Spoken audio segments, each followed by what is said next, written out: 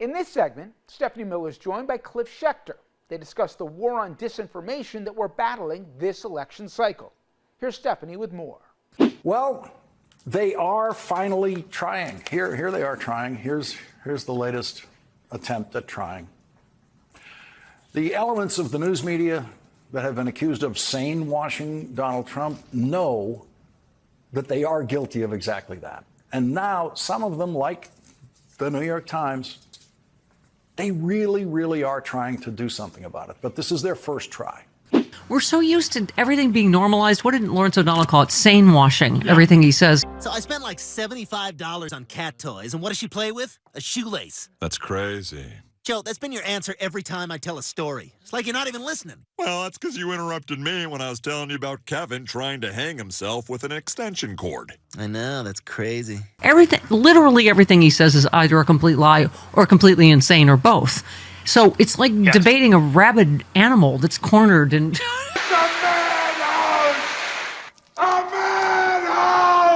knows they're going to go to prison. It's just... Right. And self-medicating and, pondering what a failure it's been in life. And, again, the thing, this is why I spend, time getting so angry at corporate media and say some, very unnice things for those of you that follow. Yes, you do. You've probably seen. Because they do create the whole narrative and atmosphere. Yeah. Okay? If it were not for them, if they just did their job, we're not asking for any special treatment. They just did their job, and which is to tell people the truth, inform them so they know what's going on and how to vote in a democracy, and told them, shared the actual gibberish, for example. Finally, the New York Times got pressured, maybe all of our pressure in going after them, and they wrote a piece on his cognitive challenges, whatever. It took them this long with what they did to Biden. But we need to keep that pressure up, because that's the thing, is that if they were to tell the truth every day about what he says, the dictatorial things, the threats, the incomprehensible things, and the rest of it, we'd be up by 20 points. Yeah. It literally is their fault because they sane-wash, as you put, what he says and make it sound like he's a legitimate person for this office, which he obviously is not. Yeah. Here is the New York Times confession in writing tonight in this article.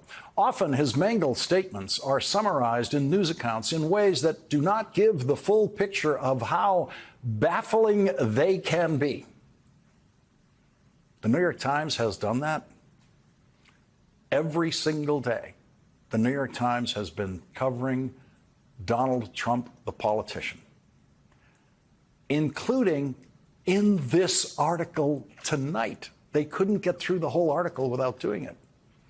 In this article, the New York Times is trying to cure itself of its habit of sane-washing Donald Trump. And in the very next passage after the one that I just read, the New York Times tries to sane-wash what Donald Trump said last week to these stupid rich people at the New York Economic Club who clapped enthusiastically for Donald Trump's incoherent response to a question about child care. A response that was not an answer. It was a widely criticized, incoherent jumble that did not answer the question about child care in any way. And in the article tonight, the New York Times thought they could cure their sane-washing habit by quoting a larger portion of what Donald Trump said about child care instead of the short, sane-washed bits that they used in the coverage of that event last week. Here is the New York Times attempt at a cure for its own habit of sane-washing, in which, in the end, it sane-washes Donald Trump again.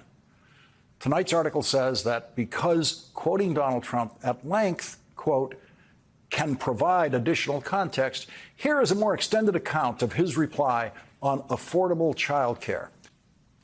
And after running that extended, incoherent response by Donald Trump, the New York Times then, in the very next paragraph, sane-washed it with this interpretation. What he seemed to be saying was that he would raise so much money by imposing tariffs on imported goods that the country could use the proceeds to pay for child care. In itself, that would be a disputable policy assumption. A disputable policy assumption? That is the single most disturbing thing I have read in the New York Times about the New York Times.